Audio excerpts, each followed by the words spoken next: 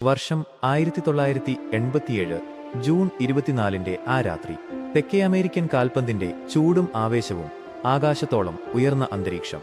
ഫുട്ബോളിനെ ഒരു മതം പോലെ നെഞ്ചിലേറ്റിയ ഡീഗോ മറഡോണയുടെ പേര് മായാതെ നിൽക്കുന്ന ആ മണ്ണിലേക്ക് ഒരു കുഞ്ഞു പിറക്കാൻ പോകുന്നു.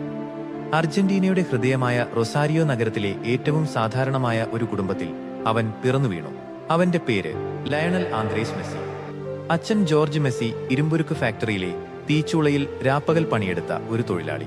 ജീവിതത്തിന്റെ കഷ്ടപ്പാടുകൾക്കിടയിൽ വിയർപ്പിന്റെയും കഠിനാധ്വാനത്തിന്റെയും കനൽ നിറഞ്ഞ ഗന്ധമായിരുന്നു ആ വീട്ടിൽ.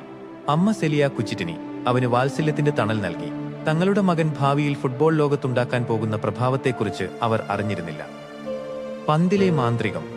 റൊസാരിയോയുടെ ആ പൊടി നിറഞ്ഞ തെരുവുകൾക്ക് മെസ്സിയുടെ ബാല്യത്തിന്റെ കഥ പറയാനുണ്ടാകും. വെറും 3-ാം വയസ്സിൽ സിമന്റ് പാകിയ മുറ്റങ്ങളിലും കുന്നുകൂടിയ മണലിലുമായിരുന്നു അവന്റെ പരിശീലനം. നടന്നു തുടങ്ങുന്നതിനു മുമ്പേ